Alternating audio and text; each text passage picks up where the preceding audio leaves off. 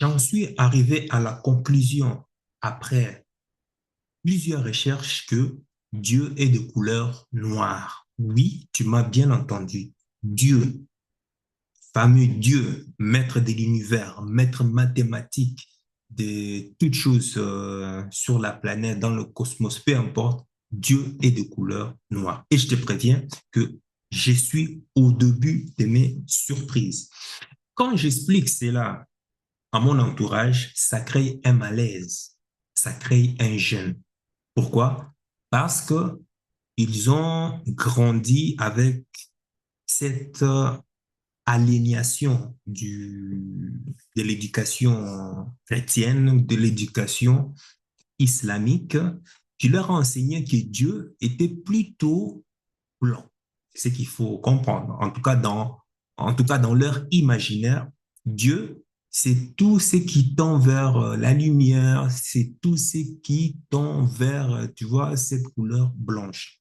Effectivement, rien de plus surprenant pour moi de découvrir que c'était en tout cas, ou bien c'est une belle entourloupe imposée dans l'esprit de l'être humain noir à travers, tu le sais déjà, il y a eu l'esclavage, il y a eu la colonisation, l'éducation, où il est stipulé que l'être humain, en tout cas noir, n'a rien à porter à l'humanité. C'est quelque chose que je n'arrivais jamais à comprendre. Ça, c'est en tout cas d'après quelques chercheurs, en tout cas des pacotis occidentaux. Pourtant, les mêmes personnes disent que l'Afrique est le berceau de l'humanité. Mais comment ça se fait que c'est toujours en Afrique que toutes les expériences scientifiques et fouilles archéologiques sont faites? Comment ça se fait que tout le monde entier vienne en Afrique faire des fouilles pour pouvoir découvrir des choses? Comment ça se fait que c'est en Afrique que Champollion a déchiffré la pierre de Rosette? Et c'est grâce à cette pierre de Rosette qu'ils ont eu accès aux sciences qui leur ont permis justement de découvrir la médecine. Et c'est comme ça que les premières universités ont commencé à être construites ici en Europe. Comment ça s'est fait, cela? Pourquoi les Occidentaux ne vont pas, par exemple, étudier les ancêtres des Gaulois, les ancêtres des Germains, les ancêtres des, je ne sais pas, quel autre peuple des cavernes? Même la notion de Dieu unique, c'est en Afrique qu'ils sont venus justement découvrir cela auprès de nos ancêtres qui, à travers la spiritualité africaine, arrivaient justement à démontrer que la notion de Dieu unique à travers les sciences. Spiritualité africaine, qui veut dire Amonra, et ça, je te renvoie à une vidéo que j'avais partagée là, ou bien ici, qui veut dire science et lumière, science de tout ce qui est vivant. Et en observant le vivant, on se rend compte que Dieu a une couleur, et cette couleur est noire. Et l'Égypte négro-africaine en a témoigné et a écrit cela dans de nombreux papyrus. Et c'est prouvé scientifiquement et historiquement. Toutes les sciences qui existent sont d'origine négro-africaine. L'homme noir existe depuis 450 000 ans. Et on arrive aujourd'hui à retracer les origines de l'homme noir depuis au moins 450 000 ans à travers l'ADN, par exemple, à travers des systèmes de techniques de carbone 14, parce que nos ancêtres ont bel et bien existé et ont été enterrés quelque part. Pendant ces temps, le peuple barbare, eux, qu'est-ce qu'ils faisaient avec les personnes qui mouraient? On les brûlait vifs. Et tu t'étonnes que euh, tu t'étonnes qu'il n'y a aucune trace, quoi, en fait. C'est en étant en contact avec l'Afrique qu'ils ont appris que non, qu'il fallait enterrer justement le corps pour qu'il puisse se régénérer, le fameux concept de la réincarnation. C'est comme, c'est comme une graine que tu dois enterrer pour que cette graine puisse pouvoir te donner un arbre, des branches, des feuilles, des fruits plus tard, et ainsi de suite. Le cycle continue, se perpétue. Voilà ce que nos ancêtres ont enseigné justement aux peuples envahisseurs venus du lac Baïkal, les Indo, comme je les appelle, les Indo-Européens. Les autres peuples du monde venaient en stage, venaient apprendre, venaient étudier en Afrique pour avoir la connaissance. Les Socrates, les Pythagore, les Isocèles, les, je ne sais pas, prends-moi n'importe qui. Ils appelaient les Africains le peuple solaire. Les Indo-Européens, les Sémites, venaient en Afrique s'initier à la connaissance et apporter cette science à leur peuple. Et des années plus tard, ce sont ces mêmes peuples qui, autrefois étaient des étudiants, sont venus envahir, saccager, massacrer successivement le peuple africain en détruisant tout sur leur passage, en détruisant toutes les bibliothèques, y compris la grande bibliothèque d'Alexandrie. Après plusieurs successions d'attaques de plusieurs peuples contre l'Afrique, il s'affaiblit. Et on aboutit plus tard, justement, à l'esclavage. Initié d'abord par les Arabes dès le VIe siècle, puis plus tard par l'Église catholique. Et c'est grâce à ça, c'est grâce à l'esclavage que les familles des aristocrates, des lords et plus tard beaucoup de bourgeois ont fait fortune et jusqu'aujourd'hui. Hein. Et c'est comme ça que le capitalisme est né. C'est grâce à l'esclavage des femmes et des hommes noirs. Ils s'en ont mis plein les poches. S'en est suivi plus tard la colonisation avec ces atrocités qu'on connaît. Et aujourd'hui, on est en plein dans la néocolonisation à travers des programmes, des vaccins et virus à la con, hein, pour exterminer, dans le seul but d'exterminer le peuple noir, à travers des concepts moribonds et fallacieux comme euh, le, le droit de l'homme, hein, le droit de l'homme. Moi, je dis toujours droit de l'homme blanc, hein, parce que droit, ça ne bénéficie qu'au plus fort. Mais quand tu es faible, tu es piétiné. À la limite, il y a des concepts moribonds comme la démocratie, les relations internationales, droit des commerces international, l'ONU, le franc CFA, et depuis peu, ils ont créé le terrorisme. Tout ça a pour objectif de réduire à néant le peuple noir. Or, dans la vision africaine, la politique, c'est l'organisation de la transition de la vie animale à la vie spirituelle. L'ordre politique doit veiller à ce que la société soit organisée dans son rapport à la nature et dans son organisation interne, de telle façon que chaque être humain qui naît connaisse la meilleure traversée possible et augmente ses chances de participer aux sociétés spirituelles créatrices du monde invisible.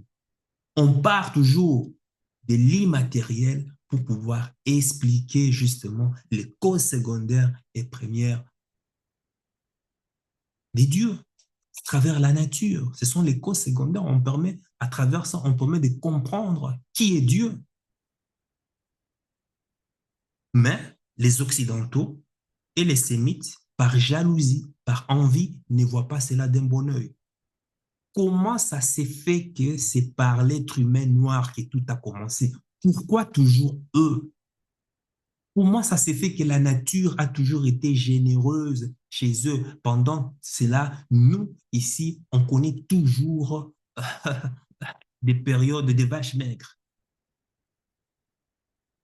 En nous attaquant, c'est qu'on empêche, en tout cas, c'est qu'on nous empêche, nous en Afrique, où nous naissons, où nous vivons, où beaucoup d'entre nous mourront, on nous empêche de nous préparer correctement à la vie spirituelle. Depuis que les trois pays de l'AES, de l'Alliance des États du Sahel, le Mali, le Burkina Faso et le Niger, ont décidé d'arracher leur souveraineté, ont décidé de se battre, de combattre pour s'accaparer de leur souveraineté, ils sont bombardés d'attaques de toutes parts. Ça ne te rappelle pas? Parce que ces combats ne remontent pas qu'aujourd'hui. Ces combats remontent depuis l'invasion de l'Afrique par les peuples envahisseurs dès le 6e siècle. Au début, c'était leurs ancêtres et maintenant, c'est les arrière petits-enfants qui continuent toujours de perpétrer la perfidie, qui continuent toujours de perpétrer tout ce meurtre que leurs ancêtres ont commis. C'est ça tout leur complot. C'est qu'il faut comprendre que une Afrique souveraine, cela veut dire des matières premières et richesses africaines bénéficiant d'abord aux Africains.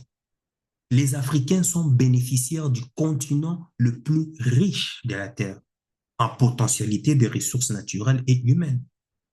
De l'autre côté, les autres continents, quant à eux, ont été bâtis sur une tradition d'angoisse et de manque. L'Europe n'a rien dans son sous-sol. L'Amérique du Nord n'a presque rien dans son sous-sol. Il faut donc comprendre que l'occidental qui vit entre l'Europe et l'Amérique du Nord soit maladivement angoissé par rapport aux ressources naturelles.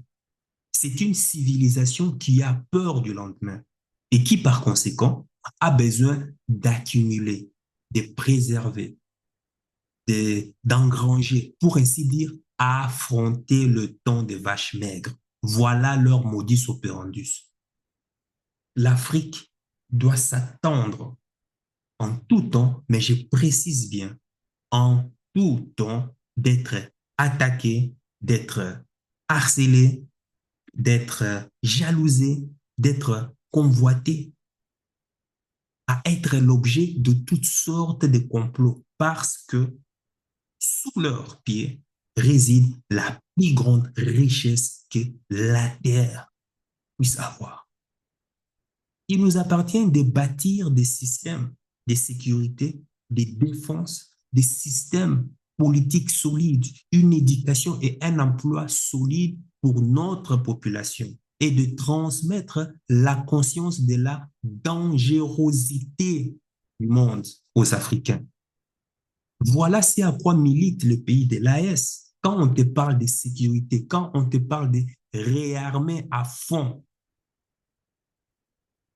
le pays, quand on te parle de qu'il faut chasser les bases militaires impérialistes hors du sol pour enfin se doter d'une armée solide, c'est pour ça.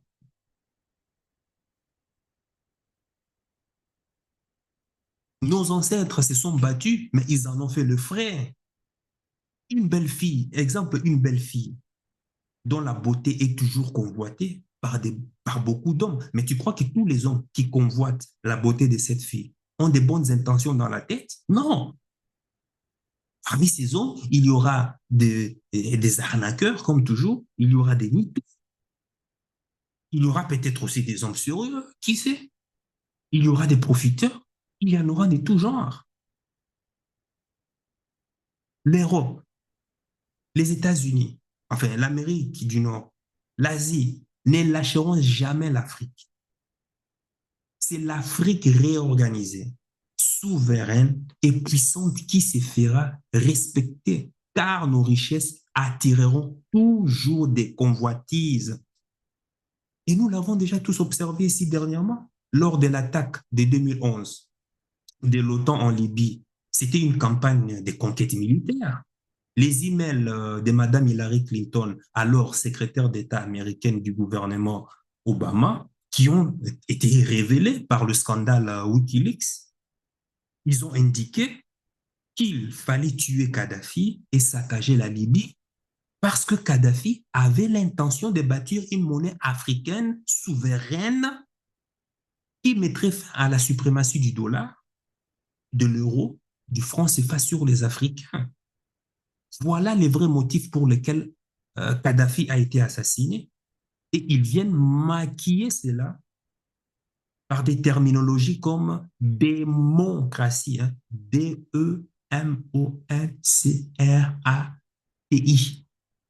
par des droits de l'homme fallacieux, droits de l'homme blanc, je vais dire. Cette propagande qui n'était que de la poudre des perles et pimpins à nos yeux.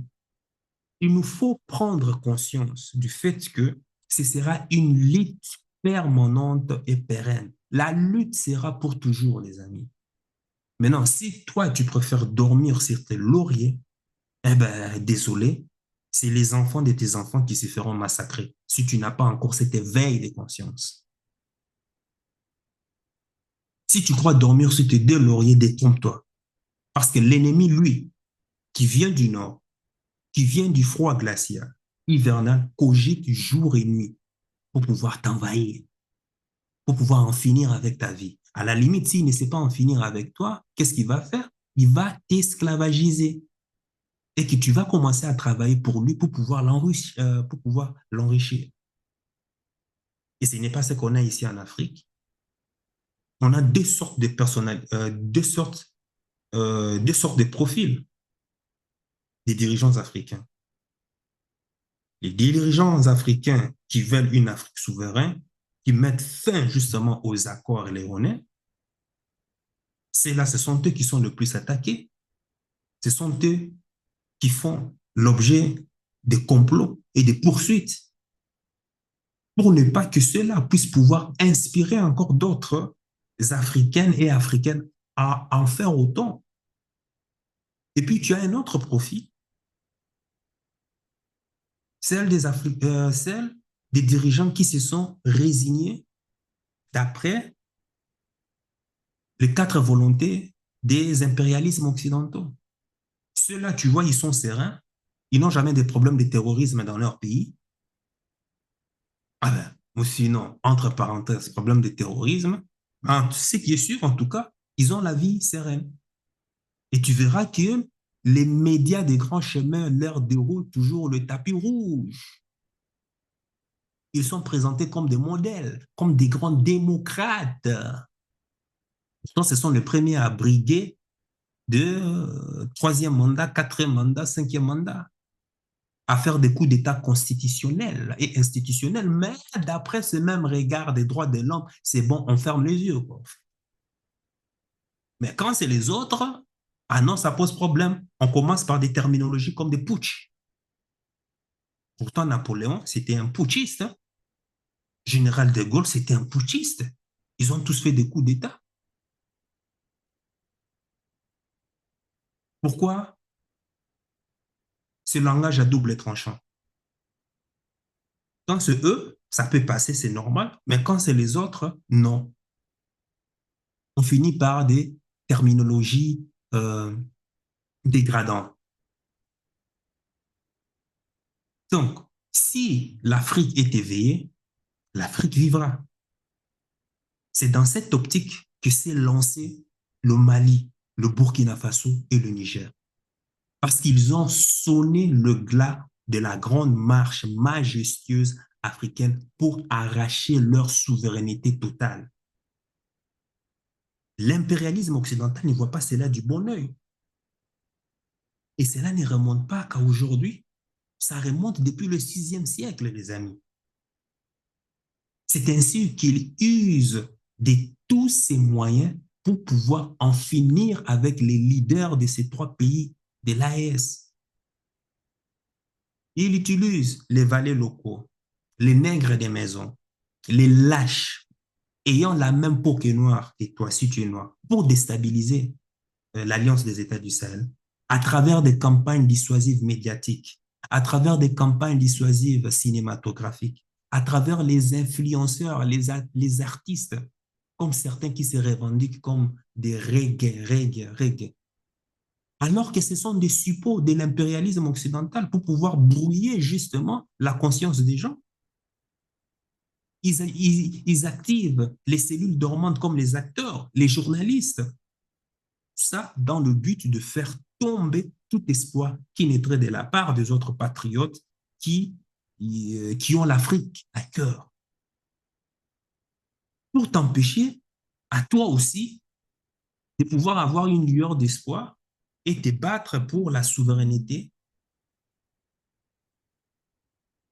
de ton pays ou bien de ton continent.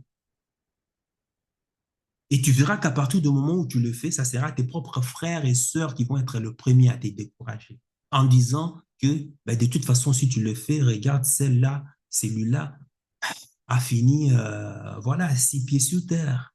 C'est comme ça on nous dissuade. Hein. L'impérialisme occidental a vendu la mort, la trahison aux Africains afin d'éteindre dans l'œuf tout esprit de révolte, tout esprit de souveraineté totale.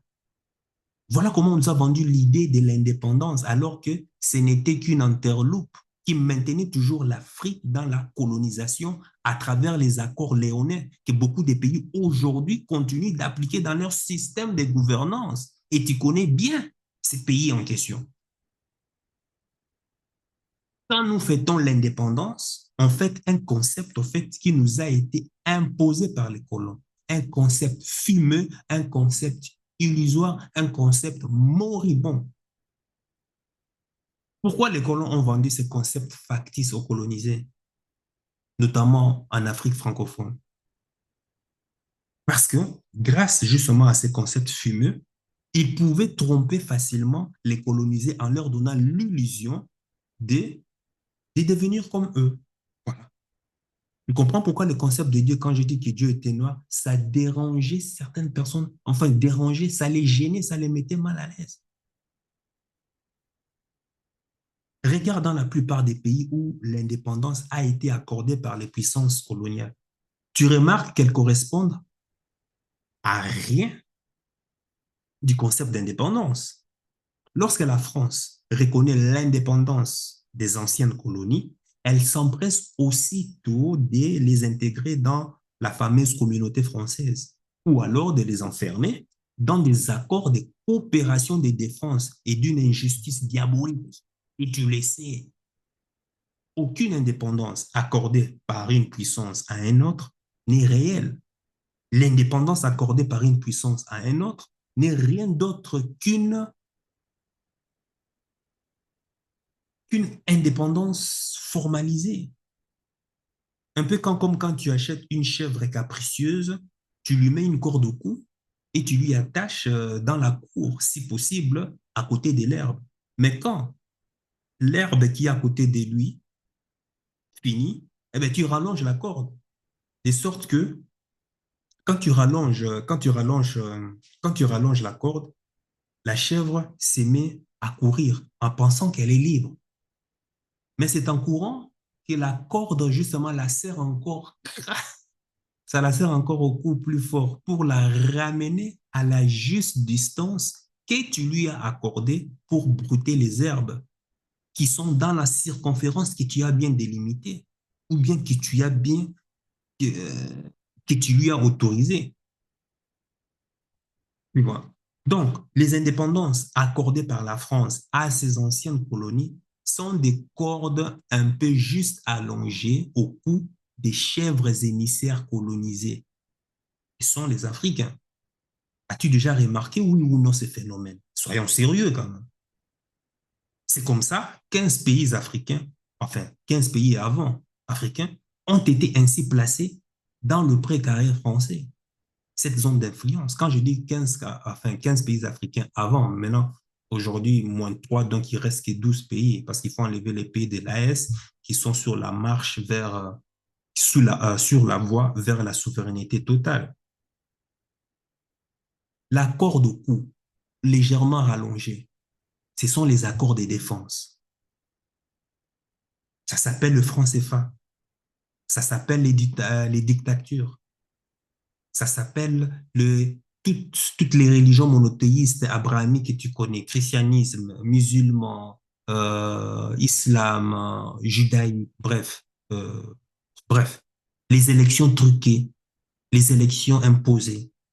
Ça s'appelle des coups d'État néocoloniaux. Ça s'appelle le contrôle des idées, la dictature, la répression des idées à travers des organisations des francophonies. Ça, c'est la corde allongée au cou du néocolon français autour de la chèvre africaine néocolonisée, le vassal, le nègre des maisons. L'indépendance est un faux concept pour endormir les esprits. Ce qu'il faut à tout pays conscient et éveillé, c'est sa souveraineté. Et quand je veux dire par souveraineté, c'est la capacité à gérer par soi-même ses différentes dépendances. C'est le libre choix. C'est-à-dire, je décide d'acheter mon pain chez la boulangerie à gauche de la rue ou à droite de la rue. Je suis libre. Je décide de choisir librement où je vais acheter mon pain. Mais non, que font les puissances coloniales? Ils ne veulent pas que les États deviennent des États souverains. Voilà pourquoi ils ont inventé le concept fumeux d'indépendance pour leur faire croire exactement, comme un peu comme quand tu te retrouves dans une église ou dans une mosquée, hein, un peu comme tu vois, quand on te prêche une phrase, on te dit seulement de croire. Voilà, croire seulement, c'est bon, parce que c'est la volonté de Dieu. Et beaucoup de nègres crurent à ces genres de concepts fumeux. Donc, la souveraineté, c'est la destruction de tous les accords coloniaux. Souveraineté signifie notre terre n'est plus occupée par les armées coloniales, impérialistes et étrangères. Maintenant, regarde quel pays africain abrite encore les bases militaires impérialistes, les bases militaires étrangères. Quel pays n'a même pas de banque nationale pour pouvoir fabriquer sa propre monnaie? Quel pays ne contrôle même pas son économie? Regarde ces pays. Souveraineté signifie les monnaies étrangères ne dominent plus notre économie. Le dollar, l'euro, le franc CFA doit sortir de l'Afrique. Souveraineté signifie les puissances étrangères ne choisissent plus nos dirigeants à notre place. Plus d'États néocoloniaux, plus d'élections truquées, plus de dictatures fumées, plus de démocratie, plus de propagande démocratique, peu importe. L'Afrique ne veut pas d'indépendance. Nous voulons la souveraineté, c'est-à-dire la capacité de gérer nous-mêmes nos différences. C'est à cela que s'est inscrit le pays de l'AES, le Mali, le Burkina Faso et puis le Niger. Et c'est à cela pourquoi, c'est pour cela que tu vois, est-ce qu'ils font face à les attaques possibles, comme leurs prédécesseurs, leurs ancêtres. Pourquoi? Parce qu'ils veulent toujours les maintenir sous la coupole du colonisé. Mais malheureusement, pour eux, ils ont réussi à faire cela dans une ère, dans une époque où les, euh, les énergies négatives étaient supérieures par rapport aux énergies positives. On était dans l'ère du poisson, l'ère des énergies de basse fréquence. Aujourd'hui, eh ben, le cosmos est en train maintenant de se diriger vers une ère des hautes fréquences, des énergies positives de haute fréquence. On est à l'heure du Verseau. Et c'est fini. Ça va prendre frais. Ils ont déjà sonné les glas. Eux ne comprennent même pas cette vision énergétique, cette vision cosmique de la manière dont les plaques tectoniques de la Terre sont en train de tourner. Ils le font parce qu'ils se disent qu'ils sont en train de se révolter, de se battre pour quelque chose. Mais ils sont dirigés par l'esprit, par les esprits de nos ancêtres. Et tu n'as pas le droit de les laisser seuls. Tu n'as même pas peut-être et le moyen de te retrouver, par exemple, au front avec eux. Mais à ton niveau, à toi, tu peux contribuer à faire quelque chose.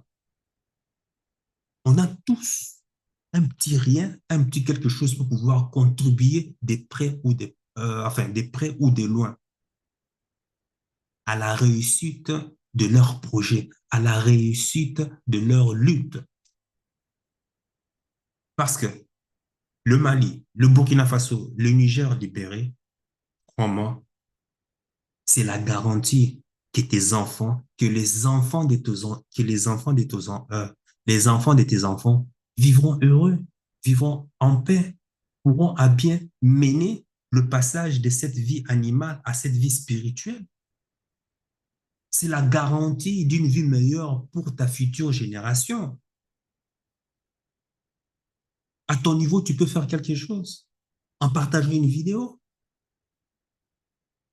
en écrivant un journal, des textes, des livres, peu importe, mais tu peux faire quelque chose pour leur soutenir. Je tenais vraiment à partager ceci pour que tu puisses comprendre la démarche des pays de l'AS, parce que quand je vois les commentaires, je suis stupéfait de voir qu'il y a encore des guignols qui pensent que, ben voilà, le président Ibrahim Traoré fait des trop, tout le temps des discours, tout le temps des discours, tout le temps des discours, mais ils ne comprennent pas la vision spirituelle de sa démarche. D'autres qui disent qu'Assimi Goïta est trop strict, est trop strict, est trop ceci. Mais mon cher, va au front, va voir ce qui se passe au front. C'est facile euh, de pouvoir critiquer derrière un clavier. Moi, moi là que tu vois. Si c'était pendant l'esclavage, je suis sûr que j'allais mourir. Ça, c'est clair. Je te l'ai dit, parce que je n'allais pas partir. J'allais m'opposer, j'allais me battre. Ce qui est sûr, si je ne gagne pas, en tout cas, ils allaient finir avec moi. Oui, je préfère en tout cas mourir. C'est comme ça que je suis. Si je n'étais pas là où je suis là actuellement, je serais déjà là, au front. Et je n'attends que ça.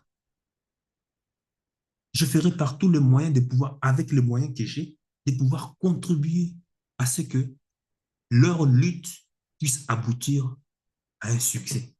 Et ce succès sera une garantie pour ta future progéniture. Sur ce, apporte ta paire à l'édifice. Sache que ton cœur sait déjà ce que ton cerveau essaie de comprendre. Suis la voie de ton cœur. Il connaît déjà le chemin. Ciao, ciao.